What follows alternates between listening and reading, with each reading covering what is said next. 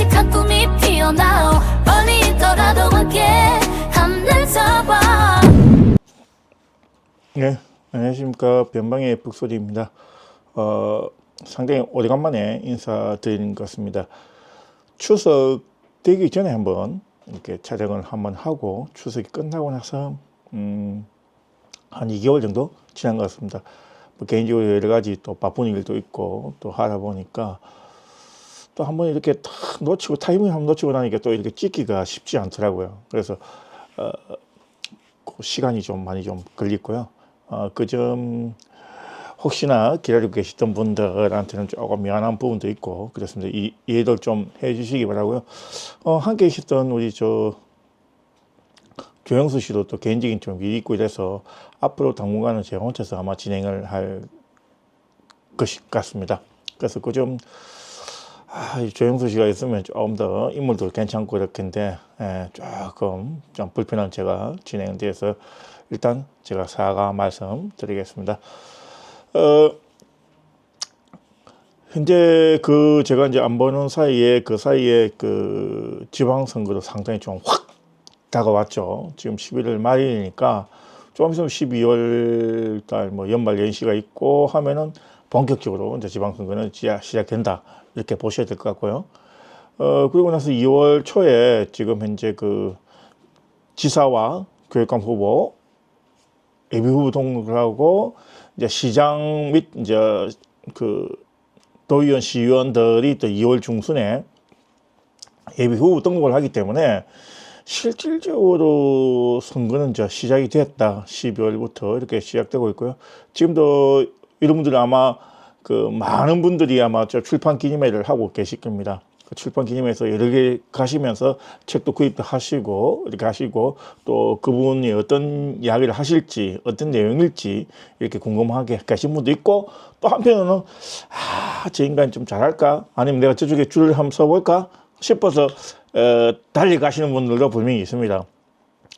그래서 이제 그분들도 있고 또 중간에 뭐 상대방 쪽에서 어떻게 하고 있는지 그것도 체크하는 부분도 있겠죠. 예. 그래서 아무튼 지금 현재는 안개 전국이지만 본격적으로 움직이고 있다. 그 중에서 지금 현재 그 교육감이 3선 연임으로 인해 가지고 제안을 받다 보니까 다음에 이제 내년 지방선거에 나오지 않지 않습니까? 그러다 보니까 많은 그 경남교육감 출마를 예상하시는 분들이 많이 나왔습니다. 그리고 저 앞에는 그때 17명까지 이야기를 했는데 아마 한 10분 정도 10분 이내로 아마 출마를 예상할 것 같아요. 그리고 1분 있다가 뭐 진행한다 하는데 지금 뭐 보수 쪽 같은 경우는 12월 달에 뭐 진보 쪽에서 뭐 1월 달인가 해갖고 뭐 결정을 내고 그 예비 후보부터는 본격적으로 한 명만 한다 이렇게 얘기를 하는데 그거는 제가 볼 때는 뭐 조금 더 지나봐야 안 되겠나 쉽지는 않은 것 같아요. 그래서 왜냐하면 본인이 지금까지 돈을 쓴 것도 있고 자기 이름을 알려야 되는데 그냥 예비 후보 등록도 안 하고 그냥 갑자기 등록하기 전에 그 단일을 해버리면은 자기가 다음에 기회를 노릴 수 있는 부분이 상당히 없지 않습니까? 그래서 예비 후보까지는 등록을 하지 않겠나. 그러면은 정상적으로 3월 말 또는 4월 말까지도 갈 수 있다. 그렇게 예상을 하고요. 또 왜 그러냐면은 4월 말 정도까지는 데드라인 정도 비슷합니다. 뭐 5월 초까지도 되겠지만 어쨌든 4월 말 정도에 왜 그러냐면은 다른 후보들과 달리 경남교육감 같은 경우는 선거 비용이 한 18억 정도 되거든요. 물론 지금 아직까지 뭐 2026년도에 비용이 얼마다라고 발표는 하지 않았지만 그 앞 연도 기준으로 보면 그렇다는 이야기입니다. 그러면 18억 현금을 가지고 진행을 해야 되는데 그게 쉽지 않단 말입니다.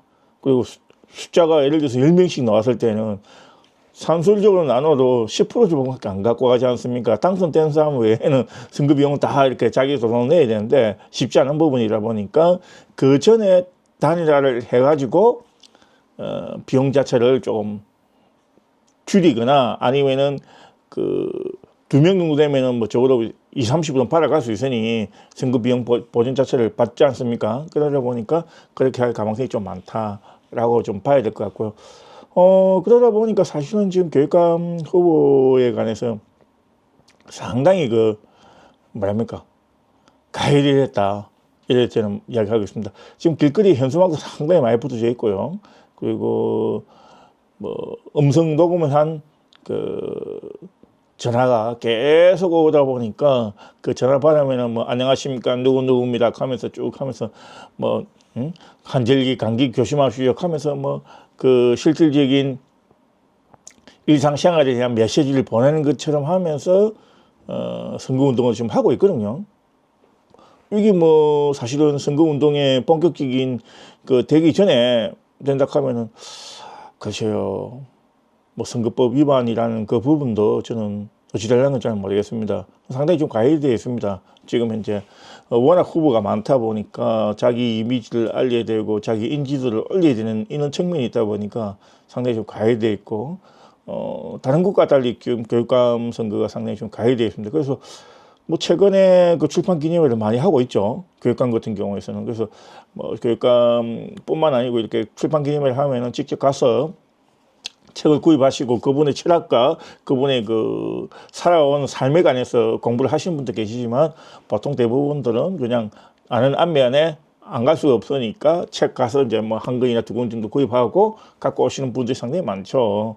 그리고 또 그렇지 않고 나머지는 그냥 선거 후원금 형식으로 준다는 명목하에 이렇게 주는 경우도 있고요. 또 그렇지 않고 그냥 눈도장 찍으려고 가시는 분도 있고 여러 성격이 좀 다르죠. 근데 그분들이 하고 계신데 그분들의 역할들이 이제 어찌 될지는 이제 조금 더 지켜봐야 될 것 같고요. 이렇게 자꾸 이제 출판 기념회도 자꾸 열리고 이러다 보면 그냥 이제 선거에 대한 분위기가 지방선거에 대한 분위기가 상당히 좀 이제는 본격적으로 시작됐다 이렇게 바로 가능할 것 같고요. 지금 현재 중앙 뉴스에서도 지방선거에 관련된 뉴스가 많이 나오고 지방선거에서도 좀 나오고 있고 또 심지어는 얼마 전에 경상남도 지사에 대한 여론조사로 지금 현재 나왔기 때문에 이제는 본격적으로 시작을 하고 있다 그렇게 하고 있고요. 그리고 지금 현재 아까 말씀드렸다시피 교육감 후보나 기타 후보들의 출판 기념회에 가면은 책을 가서 아까 말씀드린 많이 보신 분도 계시지만 그냥 그렇지 않고 그냥 라면 먹을 때서는 냄비 받침으로 사용하는 경우가 상당히 많습니다. 그래서 일단 출판 하셨던 기념회 하셨던 분들은 저에게 좀 책을 좀 보내주시면은 제가 좀 책을 좀 보고 그분에 관해서 철학도 할 수 있는 기회가 있으면 한번 이야기를 한번 해보도록 하겠습니다. 그래서 그 부분에 관해서 좀 해주시면 좋겠다 라는 말씀드리겠고 오늘 이제 한 가지는 지금 오늘자에 지금 현재 나온 것이 경남신문에 지금 현재 나온 것이 선거구 획정에 관한 이야기입니다. 그래서 이게 해마다 지방선거 같은 경우 해마다 지금 이야기가 나온 지가 좀 제법 됐거든요. 원래 본격적인 건 한 12월 정도 돼서 선거구 획정이 되고 예비 후보들이 이렇게 움직이게 되는데 보통 한 2월도 빠릅니다. 한 3월 초순이나 중순 정도, 심지어 중순 좀 너무 늦고 3월 초순 정도 돼서 선거구 획정이 돼갖고 그때 이제 하시는 경우가 있습니다. 그래서 보면은 선거구가 조정되어서 A 진구가 B 진구하고 합칠 경우도 있고 A 선거구하고 B 선거구하고 떨어질 수도 있고 복잡하거든요. 그래서 되면은 열심히 내가 밭을 갈았던 것이 알고 보면은 선거구가 아닌 곳에서 지금 밭을 갈고 있는 그런 상황이 올 수도 있습니다. 그렇기 때문에 사실 선거구 획정은 좀 빨리 해줘야 되는데 일단 국회에서도 일단은 잠시 올스톱하고 있고 국회에서 올스톱하니까 지방에서도 그렇게 올스톱하고 있는 거죠. 그래서 이 부분 좀 빨리 이루어졌으면 좋겠다 하는 것이 이제 경남신문에 나온 선거구 획정 부분입니다.